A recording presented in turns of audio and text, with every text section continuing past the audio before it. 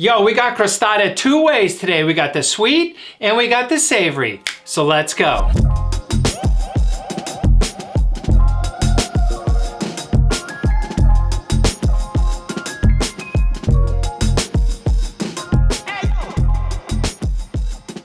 Yo, so we're making crostatas two ways today. It's an easy preparation that's full of banging flavor. We have a sweet that's pears with cinnamon and nutmeg, and an amazing vegan caramel sauce. On the savory side of the crostata, we have a braised shallots with miso and a walnut crema. To die for. Let's go. To make the dough, we're going to start off with 1 1/4 cups flour. We're going to place half of that flour into our mixing bowl.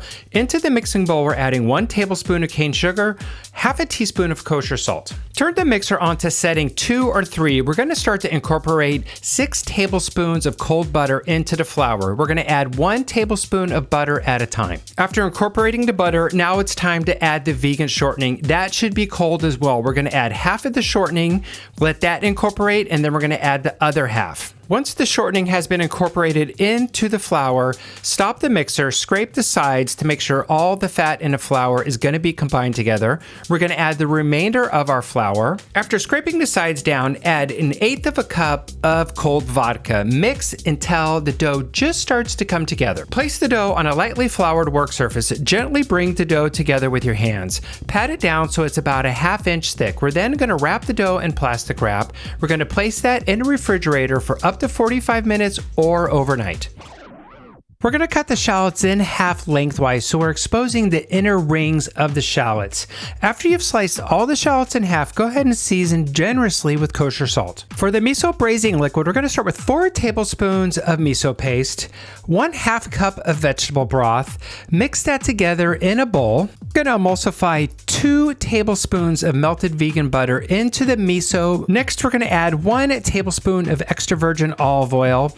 It's 2 tablespoons total. 1 goes into the miso braising liquid and 1 tablespoon is used for the sauteing of the shallots. Continue to whisk until the olive oil and the vegan butter has been emulsified into the miso and the vegetable stock. Place a heavy pan over high heat. We're going to place the cut side of the shallot down first. Give a little press to the shallot to make sure it's sitting flat and adhering to the bottom of the pan. We're going to continue to roast these for about 2 minutes over high heat. Flip the shallots to ensure that the bottom is becoming a deep, dark roasted color. This is really important for developing the flavor of our shallot. Add 1 tablespoon of olive oil to the shallots. Make sure the olive oil is dispersed evenly throughout the pan. Continue cooking on high for another 2 minutes. Finally, we're going to add our miso braising liquid. Pour the miso braising liquid into the pan off the burner. This is really important. The pan was super hot. If you add it to it, it's going to start bubbling and splatting just like it is in this video. Pour all the liquid into the pan, pop it in the oven, 425 degrees for 15 minutes. When the shallots come out of the oven, they should be mostly cooked, but a little bit undercooked because of course they're going to be placed in the pie dough and cooked in the oven again. What we're really looking for here is to make sure that miso braising liquid has been absorbed and reduced. There should not be a ton of liquid left in the pan. In a medium saucepan, we're going to add 1/4 cup extra virgin olive oil. To that, we're going to add a cup of small diced red onion. Continue cooking over low heat. We're essentially sweating the red onion with the olive oil and the garlic. We're going to add a generous amount of kosher salt. Add 1 cup of walnut pieces, 3 tablespoons rice wine vinegar, 1 cup of vegetable stock. Continue to cook on low heat for 30 minutes. We're looking for the walnuts to become very tender and soft. Place the tender and cooked walnuts into your blender. Puree until very smooth. Place that puree back into a clean pot. We're going to place the pot on a very low burner and continue to cook for about another 10 minutes. We just essentially are looking to thicken up the walnut crema a touch. Building the miso crostata is the same pretty much as the pear. We're going to start by rolling the dough out to roughly 10 inches in diameter and about 1/8 of an inch thick. After rolling the dough out, we're going to add our walnut crema next. We're going to take a few heaping spoonfuls and we're going to gently spread the walnut crema out starting from the center moving towards the outer edges. We want to make sure we leave at least 1 inch border so that we have enough dough to fold on top of the miso onion. Start placing your miso miso onions on top of the walnut crema. I started with placing one onion in the center and then moving around that onion in kind of a floury type pattern. Next, we're going to trim the edge of the pie dough. We're then going to gently start folding the pie dough on top of the miso onion, moving down and around the entire tart. Next, we're going to place the tart on our sheet pan lined with parchment paper into the oven, 375 for 40 minutes. You know the miso tart's finished when the edges are that beautiful golden brown delicious and the miso on top of the onions is starting to charge just a little bit and the onions are starting to really take on that golden hue from the miso. It's delicious.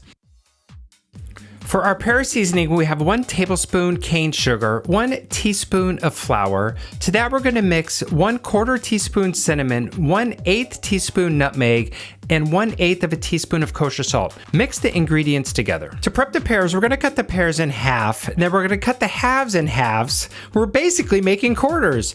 Next, we're going to use our knife to gently move down the pear, cutting the core and the stem out. Cut the quartered pears into thirds. After cutting all of the pears, we're going to add them to our seasoning and we're going to toss the coat. To start the caramel off, we're going to add 1 cup of granulated sugar to a pot over low heat. Continue to cook the sugar over low heat. We're looking for all of the sugar granules to become a light amber color and be completely dissolved. Incorporate 3 tablespoons of room temperature vegan butter.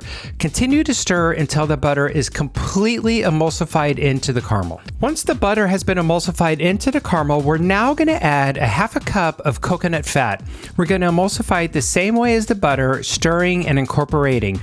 We unfortunately didn't record the coconut part, but it's the same technique as the butter. Lightly flour your work surface. We're going to place the dough on top of the flour using a rolling pin. The dough is going to be firm to start with, but as it warms up, it will roll easier, I promise.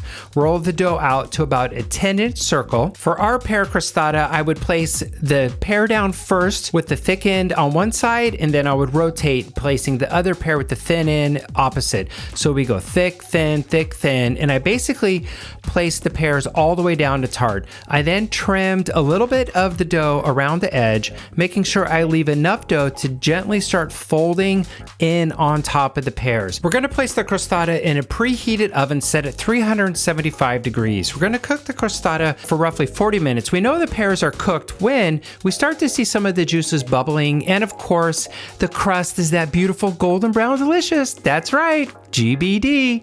Woo! I am the luckiest person ever today. Check it out, man. The tarts turned out amazing. We have our onion tart with miso and walnut crema, and we have the pear tart with caramel sauce. All right, we're gonna start with the savory just like we would, right? We'd have our savory course and then we'd have our dessert. I literally am pumped right now.